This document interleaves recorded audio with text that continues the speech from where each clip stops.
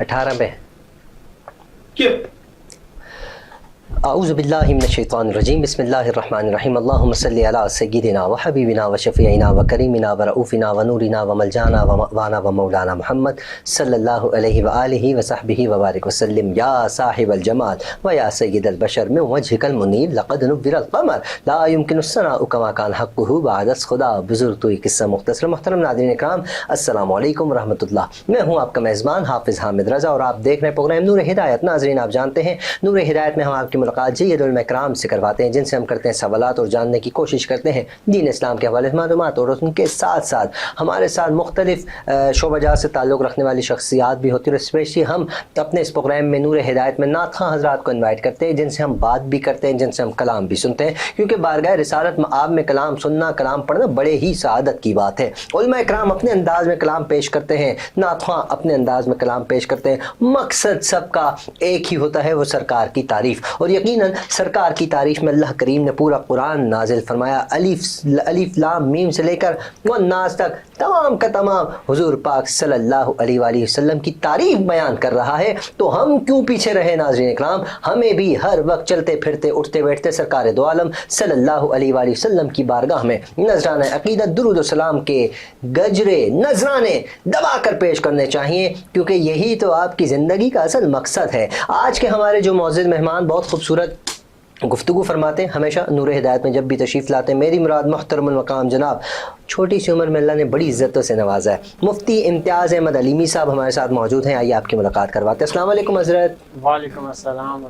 कैसे मिजाज हैं जी? खैरियत से? अल्हम्दुलिल्लाह, अल्लाह का करम। आप सुनाएं? अल्हम्दुलिल्लाह जी, बहुत बहुत शुक्रिया आपकी तशरीफ़ आवरी का।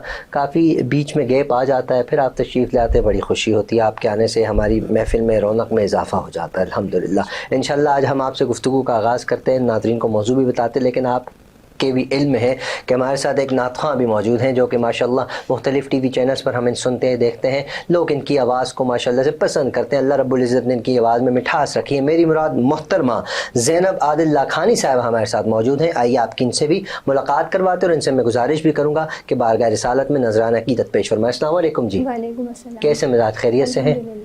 तो मैं चाहूँगा आपकी आवाज़ हो और हम बारगाह रिसालत के नज़ारे कर रहे हों जी। बिल्कुल। बहारे जा फिजा तुम हो,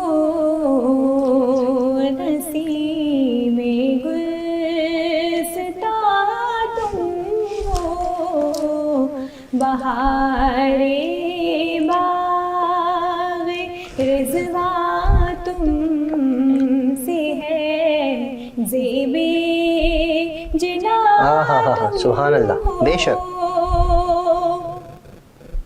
खुदा की सल्तनत का दो जहां में कौन दूल्हा है,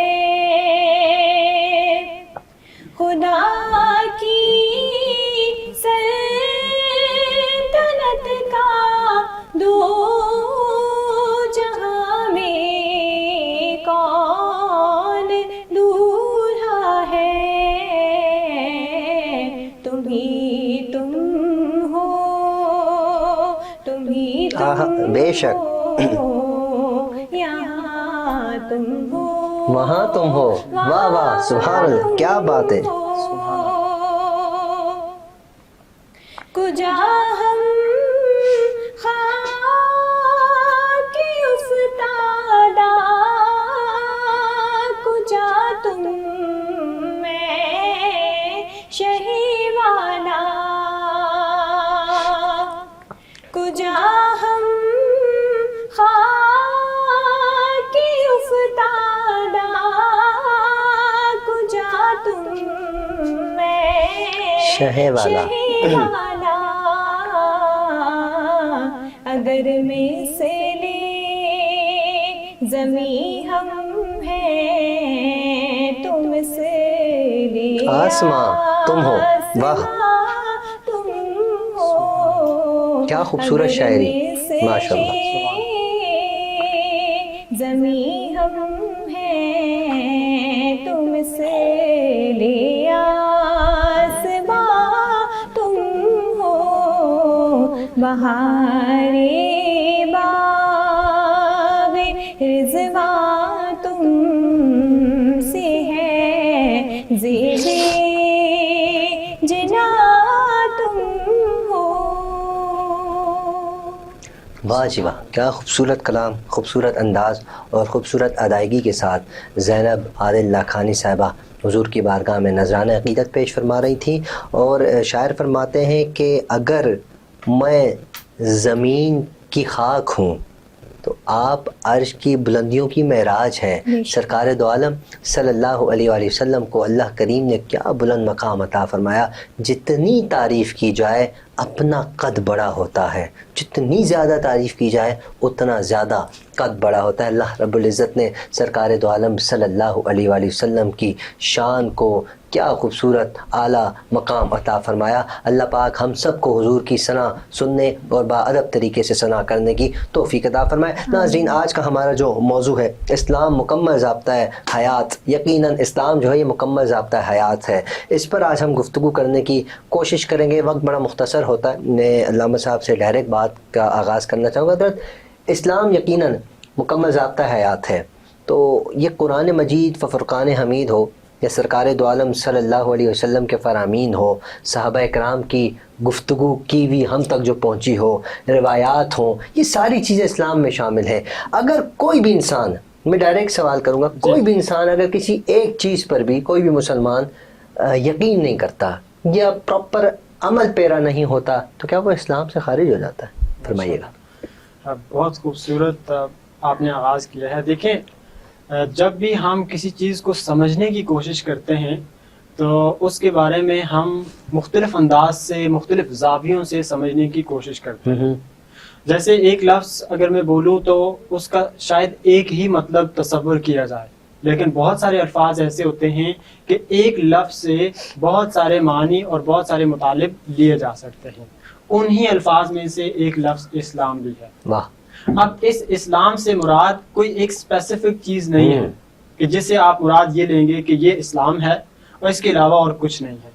इस्लाम के अंदर इबादात, इस्लाम के अंदर मुआमलात, इस्लाम के अंदर ईमानियात और दीगर तमाम जो मजहबी रसूमात हैं वो सब की सब इस्लाम में दाखिल हो जाते हैं। बेशक। लेकिन जो आपका सवाल है मैं उस तरफ आऊँगा कि जो इस्लाम है, जो दीन है, उसके अंदर कौन सी ऐसी चीज़ें हैं जिन पर बिलीफ रखना या जिनको मानना ज़रूरी होता है, फ़र्ज़ होता और है जी। अगर अगर उनमें से किसी एक को भी आप छोड़ देते हैं यानी नहीं मानते तो क्या आप मुसलमान गर्दाने जाओगे या नहीं जाओगे? इसको अगर मैं यूं कहूं कि एक मुसलमान बुनियादी तौर पर किन किन चीज़ों पर ईमान लाता है तो वो चंद चीज़ें हैं जिन जो कोर बिलीव्स ऑफ मुस्लिम कहलाते हैं। उनमें सबसे पहली चीज़ है वो तौहीद है कि एक मुसलमान सबसे पहले तो अल्लाह तबारक व तआला को मानेगा। और बार बार कुरान मजीद, फुरकान हमीद में, आयात करीमा और अहादीस में हमें अल्लाह ताला की तौहीद में बहुत सारे अहकाम मिलते हैं। उसके बाद अल्लाह तबारक व तआला ने इंसानों की हिदायत के लिए जो अंबिया और रसूल को मबूस किया, उन तमाम के तमाम को मानना भी इंतहाई ज़रूरी होता है। अगर कोई बंदा ये कहे कि मैं अल्लाह को तो मानता हूँ लेकिन रसूलों को नहीं मानता, या रसूलों में से किसी एक रसूल को या नबी को नहीं मानता, तो वो मुसलमान तसव्वुर नहीं किया जाएगा। क्योंकि ये किसी भी नबी को अगर न मानने का, किसी भी नबी को अगर वो कहे कि मैं नहीं मानता, जैसे मिसाल के तौर पर कोई कहता है कि मैं हज़रत आदम अलैहिस्सलाम को मानता हूँ लेकिन मैं हज़रत ईसा अलैहिस्सलाम को मानने का कायल नहीं, मैं उनको बहैसियत इंसान मानता हूँ लेकिन बहैसियत नबी नहीं मानता, तो नबूवत का इनकार करना मुसलमान के दायरे से खारिज हो। अच्छा, ये किसी नबी को मानना या उनकी तालीमात को न मानना, अगर कोई ये कि मैं उनको मानता हूँ उनकी तालीमात को नहीं मानता तो भी इस्लाम से खारिज? इसको अगर मैं यूँ कहूँ, ये दोनों एक दूसरे पर इन्हिसार करने वाले चीज़। अच्छा जी। नबी इसी वजह से है कि उस पर अल्लाह ताला ने तालीमात भेजी हैं, और अगर उसकी तालीमात को नहीं मानते तो फिर नबी होना कैसे मान रहे हैं आप? ये तो कोई बात ही ना हुई कि आप कहें कि नबी को मैं मान रहा हूँ आपको नबी, लेकिन आपकी तालीमात को मैं नहीं मान रहा, तो फिर तो नबी को ही नहीं माने, सीधा सीधा कह दीजिए। تو پھر آپ اس کی نبوت کا ہی انکار کر رہے ہیں. تو دوسری بات یہ ہو جائے گی کہ انبیاء یا رسول کو ماننا. تیسرا یہ ہے کہ اللہ تعالیٰ نے ایک ایسی مخلوقات بھی بنائی ہیں جو فرشتوں کی صورت میں جو انویزیبل ہیں، ان کو ماننا بھی ضروری ہے، ان پر ایمان لانا لازمی ہے. جی ایمان لانا ان پہ بھی لازمی ہے. پھر اسی طرح جو کتابیں اللہ تعالیٰ نے انسانوں کی ہدایت کے لیے نازل کی ہیں ان پر بھی ایمان لانا ضروری ہے. اور یہی چیز ہم ایمان مفصل میں پڑھتے ہیں. بالکل. آمنت باللہ وملائکتہ، اور اس کے ملائکوں پر، وکتبہ ورسلہ والقدر خیرہ وشرہ من اللہ تعالی، یعنی قدر تقدیر پر ایمان لانا، اور اس کے بعد آخرت میں ایمان لانا. یہ انتہائی ضروری ہے. یہ کور بلیف آف اسلام کہلاتے ہیں یہ 7. میں قدر کی وضاحت چاہوں گا حضرت. قدر کی وضاحت اس چیز چاہوں گا کہ آج کل کے جس معاشرے میں ہم سانس لے رہے ہیں، جی رہے ہیں، تو یہاں مجھے نہیں لگتا کہ قدر کی وضاحت ہر کسی کو معلوم ہو. اگر معلوم ہے تو پھر لوگ کیوں اس کا انکار کرتے ہیں، کیوں بلیو نہیں کرتے اس پر؟ دیکھیں حامد بھائی، بہت خوبصورت سوال ہے. دیکھیں تقدیر کا جو مسئلہ ہے اس کو سمجھنا بہت ضروری ہے. تقدیر کا مسئلہ سمجھنا کیوں ضروری ہے؟ کیونکہ آج کل کے دور میں جو نوجوان ہیں ان کا یہ پرسیپشن بن چکا ہے، وہ یہ سمجھتے ہیں کہ اللہ تعالیٰ نے سب کچھ پہلے سے فیصلہ کر لیا ہے، لکھ لیا ہے، اب مجھے اس دنیا میں اس کے بعد بھیجا ہے، تو میری تو یہ غلطی نہ ہوئی کہ اس نے پہلے لکھا ہوا ہے اور مجھے اب یہاں پہ بھیجا ہے، اور میں اب جو بھی کروں گا تو پہلے سے لکھا ہوا، اس میں میری کوئی غلطی نہیں ہے. لیکن یہ غلط پرسیپشن ہے، غلط تفہیم تقدیر ہے. بالکل. کیونکہ تقدیر میں جو کچھ لکھ دیا گیا ہے وہ اللہ تعالیٰ نے اپنے علم کی بدولت لکھا ہے. اللہ کو معلوم تھا، کیونکہ اللہ کے بارے میں ہم یہ ایمان رکھتے ہیں کہ وہ علیم ہے، اور علیم اس ذات کو کہا جاتا ہے جو ماضی، حال اور مستقبل تمام جو پیرائے ہیں ان کا علم رکھتا ہوتا ہے.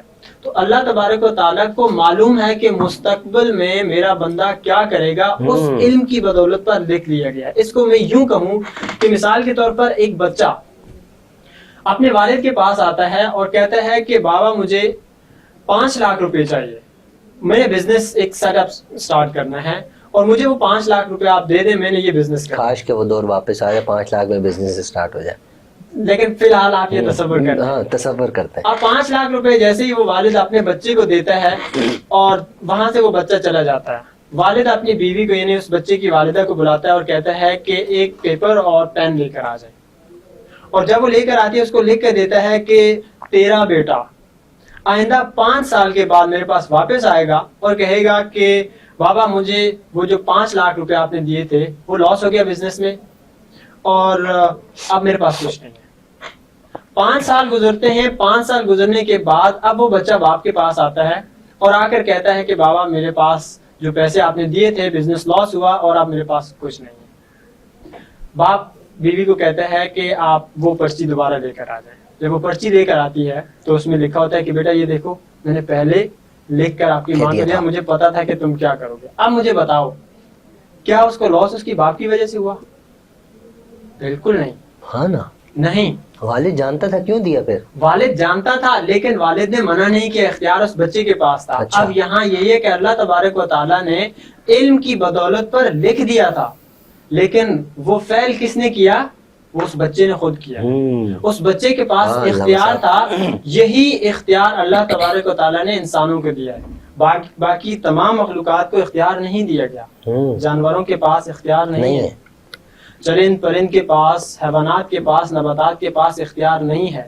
انسان کو اختیار دیا اور اختیار دینے کے بعد اسے یہ دونوں پوزیشنز رکھتی کہ آپ میری طرف اپنی مرضی سے آئیں. کیا بات. چونکہ اگر اللہ تبارک و تعالیٰ کی طرف وہ چاہتا تو اپنے پاورز کے ذریعے، طاقت کے ذریعے وہ کر دیتا اپنی طرف، لیکن اس میں مزہ نہیں ہوتا، بندگی کا وہ ایسنس اس میں ختم ہو جاتا. لہٰذا اللہ تبارک و تعالیٰ کبھی ذرا آپ امیجن کریں کہ فجر کی نماز ہم نے پڑھنی ہوتی ہے یا بہت ساری دیگر عبادات کرنی ہوتی ہیں، اس میں بھی اللہ تبارک و تعالیٰ کبھی بھی آپ سے زبردستی نہیں کرواتا. کبھی کیسا لگے گا کہ صبح کے وقت اگر آپ نماز قضا کر رہے ہیں، ذرا سوچیں کہ فرشتہ آپ کو تھپڑ لگا کے جگائے اور کہے کہ اٹھ نماز پڑھ. تھپڑ بڑا سخت ہوگا وہ. تو کبھی ایسا ہوتا نہیں ہے، کیونکہ اللہ تبارک و تعالیٰ کسی بھی عمل میں زبردستی نہیں کرتا. یہی اختیار ہے. اور یہیں کوئی برا کام ہوتا ہے تو وہاں بھی اسی وقت اللہ چاہتا تو کر بے شک، سکتا ہے، بے حکم شک۔ دے فرشتے کو کہ اس کو فی الفور یہیں پہ آپ پکڑ لیں اور منع کر دیں، وہاں کیا عالم ہوگا؟ تو دونوں حالتوں میں اللہ تبارک و تعالیٰ نے اختیار دیا ہے. یہ صرف اس امت کو اختیار ہے یا پہلی امت کو بھی تھا؟ یہ اس امت کے لیے مقید نہیں ہے. اللہ تبارک و تعالیٰ نے قرآن مجید میں جو تعلیمات سے ہمیں پتہ چلتا ہے یہ اختیار انسان کو دیا ہے.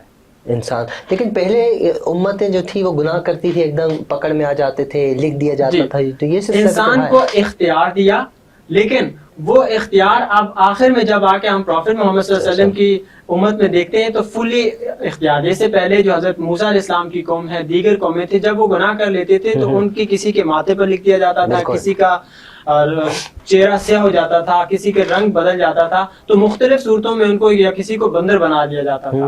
لیکن ایک سرٹن ٹائم گزرنے کے بعد یہ ہوتا تھا، اور ہمیشہ یہ فطرت کا قانون ہے بالکل ایسا ہی کہ ہے. جب بھی کوئی کام، کوئی گناہ آپ ریپیٹڈلی کرتے رہیں گے، اللہ تعالیٰ آپ کو مخصوص مدت تک ڈھیل دیتا ہے، اور ایٹ دا اینڈ اسی دنیا میں آپ پکڑے جاتے ہیں. واہ جی واہ، کیا خوبصورت بات بارگاہ رسالت کی ہوئی ہے. یقیناً سرکار دو عالم صلی اللہ علیہ وسلم کی امت پر اللہ نے بڑا کرم فرمایا، بڑی آسانیاں فرمائی ہیں. پہلے زمانے کی امت پر گناہ ہوتے تو ایک دم ماتھے پر لکھ دیا جاتا، گھر کے باہر لکھ دیا جاتا، پکڑ ہو جاتی تھی، بڑے معاملات تھے. تو اللہ نے بڑا کرم فرمایا. تو کیوں نہ اس آقا کا ذکر کیا جائے. ہمارے ساتھ موجود ہیں زینب عادل لاکھانی صاحبہ. میں گزارش کروں گا کہ آپ کی آواز میں بارگاہ رسالت میں نذران عقیدت. جی. کوئی سلیقہ ہے آرزو کا، نہ بندگی میری بندگی ہے، یہ سب تمہارا کرم ہے آقا، یہ سب تمہارا کرم ہے آقا، کہ بات اب تک بنی ہوئی ہے، یہ سب تمہارا بے شک کرم ہے آقا. کسی کا احسان کیوں اٹھائے، کسی کو حالات کیوں بتائے، کسی کا احسان کیوں اٹھائے، کسی کو حالات کیوں بتائیں. تم ہی سے مانگیں گے تم ہی دو گے، تم ہی سے مانگیں گے تم ہی دو گے، تمہارے بے شک. در سے ہی لا لگی ہے، یہ سب تمہارا کرم ہے آقا. بشیر کہیے، نذیر کہیے، انہیں سراج منیر کہیے. بشیر کہیے، نذیر کہیے، انہیں سراج منیر کہیے. جو سر بسر ہے کلام ربی، جو سر بسر ہے کلام ربی، وہ میرے آقا کی زندگی ہے، یہ سب تمہارا کرم ہے آقا، یہ سب تمہارا